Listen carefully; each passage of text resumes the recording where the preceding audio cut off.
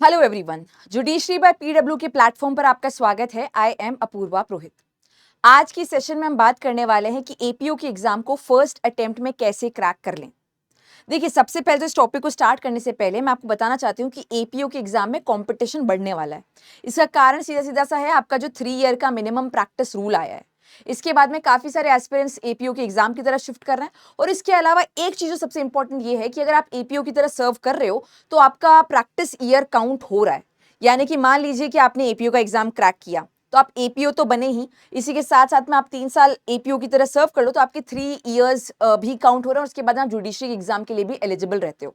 दूसरा रीजन ये भी है कि जुडिशरी और एपीओ के स्ट्रैटेजी जो होती है या फिर प्रिपरेशन की बात करें तो मोर और लेस सिमिलर तरह की होती है। एटलीस्ट अगर हम लोग कंपेयर करें यूपी पीसीएस जे के एग्जाम को जहां पे जनरल नॉलेज आती है, या फिर अगर हम बिहार से कंपेयर करें या ऐसे एग्जाम्स की बात करें जहां पे करंट अफेयर के ऊपर वेटेज रहता है, वो एग्जाम पैटर्न्स काफी सिमिलैरिटी होल्ड करते हैं एपीओ के एग्जाम्स के साथ।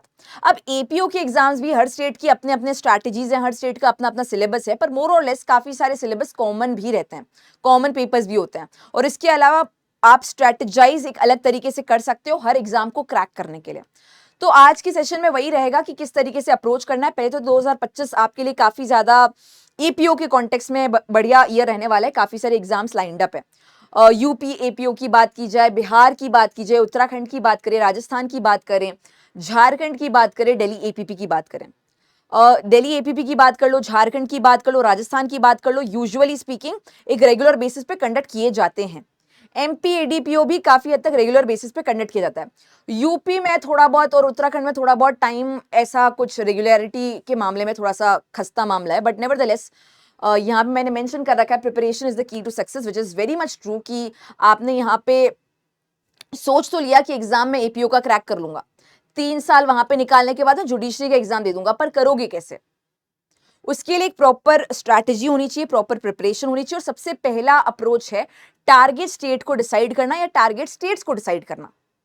किस स्टेट का एपीओ का एग्जाम मैं दे सकता हूं, दे सकती हूं, या कौन से स्टेट्स के हिसाब से मैं प्रिपरेशन करूं। अगर आप दिल्ली एपीपी को कंपेयर करो राजस्थान एपीओ के साथ तो बिल्कुल अलग है। अगर आप सोचो कि मैं यूपी एपीओ के साथ साथ में एमपी एडीपीओ की भी तैयारी कर लूं तो नहीं पॉसिबल है। आपको अगर क्लब बनाना है तो यूपी और बिहार को एक साथ रख सकते हो आप लोग, झारखंड और राजस्थान को एक साथ एक ग्रुप में रख सकते हो आप। दिल्ली एपीपी अपने आप में एक डिफरेंट यूनिक एग्जाम है, एमपी एडीपीओ अपने आप में डिफरेंट यूनिक एग्जाम है। तो आपको डिसाइड करना पड़ेगा कि आपका टारगेट क्या है। हालांकि आप सारे एग्जाम्स में अपीयर कर सकते हो, but nevertheless few exam should be your target states. Judiciary में भी यही करना होता है, आपको डिसाइड करना पड़ता है कि अपना टारगेट स्टेट या स्टेट्स कौन सा है, उसके हिसाब से प्रिपरेशन करो। बाकी सारे एग्जाम्स भी देते रहो एज पर नोटिफिकेशंस। तो सबसे पहले इनमें से आपने जो भी अपना डिटरमाइन किया कि मेरा कौन सा टारगेट स्टेट या स्टेट्स हो सकता है, तो टारगेट स्टेट डिसाइड करने के बाद में आप उसके एटलीस्ट 5 ईयर के पीवाई क्यूज निकाल दो। निकाल दो मतलब कि प्रिंट करवा के निकलवा के अपने पास में रख लो। ये not even soft copy, soft copy में कहीं पे मिले 5 साल की पीवाई क्यूज, जो भी टारगेट स्टेट डिसाइड किया उसके 5 साल की पीवाई क्यूज आपके सामने प्रिंटेड हार्ड कॉपी में होने चाहिए।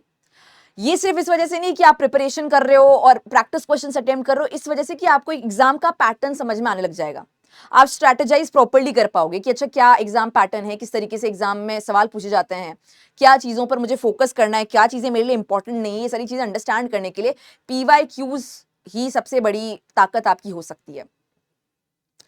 काफी लोगों को लगता है कि भाई मेरे अंदर मेहनत करने का बहुत जज्बा है, मैं मेहनत करूंगा, I will do hard work is the key to success, and I am not taking anything away from the hard work. Hard work का कोई सब्स्टिट्यूट नहीं है, लेकिन आज के समय में केवल हार्ड वर्क से काम नहीं चल सकता है। हार्ड वर्क के साथ साथ में एक स्ट्रैटेजिक तरीका भी होना चाहिए, एक स्मार्ट वर्क वाली अप्रोच भी होनी चाहिए, और दोनों साथ में शामिल होगा तो उसके बाद ही रिजल्ट आ पाएंगे। ना तो केवल हार्ड वर्क से होगा और ना केवल स्मार्ट वर्क से होगा। स्मार्ट वर्क भी आप कर रहे हो मतलब कि 1 घंटा पढ़ लिया मैंने, स्ट्रैटेजी बना ली, पर मेहनत नहीं कर रहे हैं, तो वो भी इनफ नहीं है, ये भी इनफ नहीं है।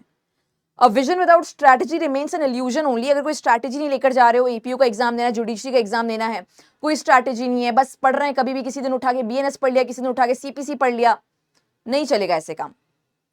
Have a proper management, proper schedule as per your requirements, as per your needs. तो पीवाई क्यू 5 ईयर्स के आपने निकाले और प्रिंट करवाए। यहाँ पे मैं प्रिंट खास तौर पे लिख रही हूँ क्योंकि ये हर एग्जाम के लिए अप्लाई होता है। आपके पास प्रिंटेड कॉपी होनी चाहिए, सॉफ्ट कॉपी से काम नहीं बनेगा यहाँ पे। ठीक है। इसके बाद में आपके पास टेक्स्ट बुक्स हो, बैरेक्स तो देखो हो ही हो, ये तो डबल इंपॉर्टेंट चीज है, ये तो आपके लिए रिलीजियस बुक्स की तरह है। टेक्स्ट बुक्स की बात करें तो ऑप्शनल है, लेकिन क्योंकि एपीओ के एग्जाम से मेंस के पेपर भी होते हैं, सब होते हैं, तो आपके पास रेफरेंस बुक्स, टेक्स्ट बुक्स हो तो अच्छा ही रहेगा आपके लिए। कोई भी एग्जाम में आप अगर ऐसा अपीयर कर रहे हो कि मुझे मेंस भी क्रैक करना, जो कि करना ही अदरवाइज मतलब क्या प्रीलिम्स क्वालिफाई करने का, तो यहाँ पे आपको टेक्स्ट बुक्स चाहिए होंगी या रेफरेंस बुक्स की रिक्वायरमेंट होगी। बुलेट नोट्स बनाइए आप एटलीस्ट प्रीलिम्स को क्रैक करने के लिए, और आंसर राइटिंग की प्रैक्टिस यहाँ मैंने मेंशन नहीं करा है, पर आंसर राइटिंग की प्रैक्टिस आप कीजिए मेंस के लिए। देखो जुडिशरी वाला ही काफी हद तक अप्रोच है, प्रीलिम्स मेंस इंटरव्यू, तो जो प्रीलिम्स और मेंस के लिए अप्रोच रहती है जुडिशरी में बताई जाती है कि बुलेट नोट्स बनाओ, कीवर्ड्स वाले नोट्स बनाओ, बैरेक्स को में इंपॉर्टेंट टर्म्स को हाईलाइट करो। प्रीलिम्स के लिए सेम वही स्ट्रैटेजी है, मेंस के लिए वही स्ट्रैटेजी है कि लीगल ऐसे की प्रैक्टिस हो रही है, आंसर राइटिंग कर रहे हैं, पीवाईक्यूज निकाल निकाल के अटेम्प्ट कर रहे हैं मेंस की क्वेश्चंस को, किसी और से चेक करवा रहे हैं, क्रॉस वेरीफाई करवा रहे हैं, ये सब चीजें। लैंडमार्क केसेस पे आपकी एक अलग प्रकार की पकड़ होनी चाहिए, कम से कम 100 लैंडमार्क्स होंगे, लैंडमार्क केसेस होंगे या 150 लैंडमार्क केसेस होंगे भारत में, वही आपको याद रखना है, उससे ज्यादा आपको याद नहीं रखना है। इसके अलावा रीसेंट इंपॉर्टेंट जजमेंट्स के ऊपर आपकी पकड़ होनी चाहिए, और इसके लिए मैं आपको एक एडवाइस दूंगी कि डेली लीगल करंट अफेयर की क्लास होती है सुबह सुबह इसी चैनल पर 9 बजे 9 AM पर, उस क्लास में आप जुड़ सकते हैं, जिससे कि आपका डेली लीगल करंट अफेयर या डेली इंपॉर्टेंट अपडेट्स जजमेंट्स आपकी कवर होते रहे हाथों हाथ। इसी के साथ साथ में यहाँ पे आप लॉ की एप्लीकेशन को, लॉ की इंप्लीमेंटेशन को भी प्रॉपर तरीके से समझ पाओगे। टाइम मैनेजमेंट समझना है, एक शेड्यूल बनाना है। यहाँ पे मैं आपके लिए कोई शेड्यूल नहीं लेकर आऊंगी, और मैं यूजुअली स्टूडेंट्स को कोई शेड्यूल बताती भी नहीं हूँ। मैं आप लोगों को बताती हूँ कि आपके दिन में क्या क्या चीजें होनी चाहिए। तो फॉर एग्जाम्पल आपके दिन में होना चाहिए कि आपने 2 घंटे तो बैठ के कोई नया पढ़ा है, 1 घंटा मिनिमम आपने रिवाइज किया है, फिर आपने नोट्स पे अपना टाइम इन्वेस्ट किया है, आपने कुछ पेपर्स को सॉल्व किया है। ये चीजें तो इनकलकेटेड होनी चाहिए, लीगल अपडेट से भी आप वाकिफ होने चाहिए। अब लेकिन आप इसको कहां पे पुट इन करने वाले हो अपने दिन में, दिनचर्या में, वो आपका डिसीजन है। क्योंकि हो सकता है कोई लॉ स्टूडेंट हो और अभी से प्रिपरेशन करना चाहता हो सकता है कि कोई वकालत कर रहा हो और उसके अराउंड उसको अपना शेड्यूल मैनेज करना है, कोई इंसान हो सकता है जो कि कुछ नहीं कर रहा है, मतलब एग्जाम की उसका plan A, plan B, plan C है। तो हर किसी का अपना अपना रूटीन हो सकता है। इसके अलावा कोई हो सकता है कि मॉर्निंग पर्सन हो, कोई नाइट पर्सन हो। मैं नहीं कहूंगी कि आप चेंज करो पूरा की पूरा और आपको 4 बजे उठ के ही पढ़ना पड़ेगा, क्योंकि उसमें अपना एक बॉडी क्लॉक को अपने आप में चेंज होने में भी टाइम लगता है। अगर आप आज डिसाइड करते हो कि नहीं मुझे तो 4 बजे उठ के पढ़ना है ब्रह्म मुहूर्त में या जो भी टाइम पीरियड में, it will take some time for you to get habituated to it, या आपकी बॉडी उससे यूज टू हो सके, उसमें थोड़ा समय लगेगा। तो आई विल नॉट से कि अभी उस पर वर्क करो, जिसमें आप प्रोडक्टिव हो, जिस टाइम ड्यूरेशन में, उसके हिसाब से अपना शेड्यूल बनाओ और उस पर स्टिक करो। प्रॉपर गाइडेंस भी इंपॉर्टेंट है। एपीओ के एग्जाम्स की बात कर लें, जुडिशरी के एग्जाम्स की बात कर लें, यहाँ पे गाइडेंस बहुत इंपॉर्टेंट रोल प्ले करती है स्ट्रैटेजिक अप्रोच के लिए। अदरवाइज थोड़ा सा गुमराह हो सकते हैं हम लोग, अलग अलग इंफॉर्मेशन में, अलग अलग वीडियोस में बहुत सारी चीजें अवेलेबल है, बुफे सिस्टम हो चुका है आजकल। Pre plus mains plus interview, 3 चीजों, स्टेट्स, वाओ, इंटरव्यू, इन 3 चीजों पर आपका पकड़ होना चाहिए। फोकस करना है कोर लीगल सब्जेक्ट्स के ऊपर, इसके अलावा स्ट्रेंथन करनी है जनरल नॉलेज, और इसके अलावा जजमेंट्स जो लीगल अपडेट्स आ रहे हैं वो भी। मॉक टेस्ट जितने ले सकते हो लो, मतलब दुनिया भर की मॉक टेस्ट देते रहो, अटेम्प्ट करते रहो, अपने आप को इवैल्यूएट करते रहो, खुद से कंपीट करते रहो, दूसरे से भी कंपीट करते रहो। हो सकता है कि आप एक स्टडी ग्रुप फॉर्म करो, वहां पे तो एक हेल्दी कंपटीशन रहना चाहिए, पर अपने आप से भी कंपटीशन होना चाहिए कि लास्ट टाइम मेरे इतने मार्क्स आए थे तो मैं इससे ज्यादा मार्क्स लेकर आऊं, और जो पिछली बार मैंने मिस्टेक की थी उस मिस्टेक को ना दोहराऊं। अगर पिछली बार मैंने पेपर अटेम्प्ट किया था मॉक पेपर, और तब मैंने एक गलती की थी कि जल्दी जल्दी पढ़ के कुछ जवाब दे दिए थे, आधा सवाल पढ़ के, नेक्स्ट टाइम एटलीस्ट मैं वो मिस्टेक ना करूं, मैं नई गलतियां करूं और नई गलतियों से सीखूं। और इसके लिए आपको मॉक टेस्ट बार बार देना पड़ेगा। आप टाइम मैनेजमेंट भी सीख पाओगे कि कैसे पेपर आप कितने समय में अटेम्प्ट कर पा रहे हो, आप अपनी गलतियों को भी अंडरस्टैंड कर पाओगे, अपने माइंड को बेटर अंडरस्टैंड कर पाओगे। प्रैक्टिस करो ऐसे राइटिंग और आंसर राइटिंग भी रेगुलर बेसिस पे, शुरुआत से ही ये चीज आपको करनी पड़ेगी। कॉमन लॉ सब्जेक्ट्स की बात करें जो कि ऑलमोस्ट हर ही स्टेट के एपीओ में आते हैं, वो है BNSS, BNS, BSA, daily legal current affairs, ये सारी चीजें शामिल होती हैं हर पर्टिकुलर स्टेट में।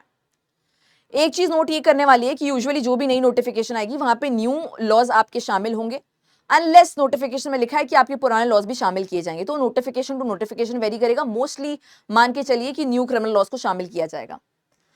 माइनर एक्ट झारखंड और राजस्थान में रहने वाले एमपी एडीपीओ में भी काफी माइनर लॉज है, तो उसके ऊपर अलग से आपको पकड़ करनी पड़ेगी अगर आप इन स्टेट्स को टारगेट कर रहे हो तो। अभी के लिए बताऊं तो झारखंड की एप्लीकेशन फॉर्म्स ओपन है, मेरे हिसाब से आप लोग को अपीयर करना चाहिए। अगर आप झारखंड को नहीं भी बिलोंग करते हो, एक बार कर लो, 3 साल वहाँ पे, 2 साल वहाँ पे प्रैक्टिस करो, आपका प्रैक्टिस ईयर काउंट होगा, प्लस बहुत ही ज़्यादा बढ़िया एकदम इज्जतदार जॉब आपकी है ना। तो एप्लीकेशन जो है 29 जून 2025 से स्टार्ट हो चुकी है। लास्ट डेट की बात करें तो 21 जुलाई है। 21 जुलाई को 5 बजे 5 PM तक आप इस फॉर्म को फिल कर सकते हो अगर आपको करना है तो। फी पेमेंट जो है आखिरी 22 जुलाई तक है, पर फी पेमेंट पे फोकस मत करो, ये आपको कंफ्यूज करेगा। आप बस ये देखो 21 जुलाई 5 तारीख को 5 बजे आपको सब कुछ अपना फाइनल करना है। और झारखंड की ये नोटिफिकेशन आ रखी है। At the same time Jharkhand के प्रीलिम्स का ये सिलेबस है। जनरल स्टडीज में इंडियन हिस्ट्री, पॉलिटी, ज्योग्राफी, ये सारी चीजें हैं, मतलब जो भी आप देख सकते हो, करंट अफेयर।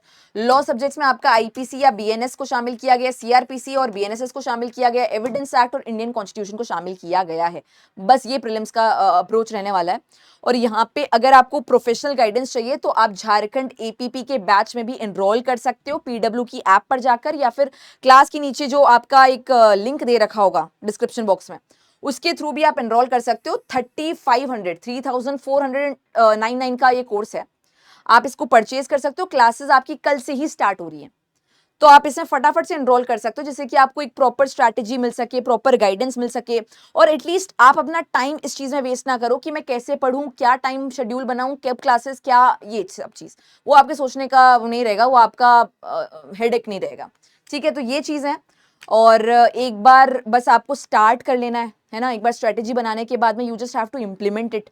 जितना इम्प्लीमेंट करोगे उतना ज्यादा आपके लिए, जितना जल्दी इम्प्लीमेंट करोगे उतना जल्दी आपको रिजल्ट्स भी मिलेंगे। तो जस्ट डू इट नाउ, मतलब डोंट वेस्ट योर टाइम।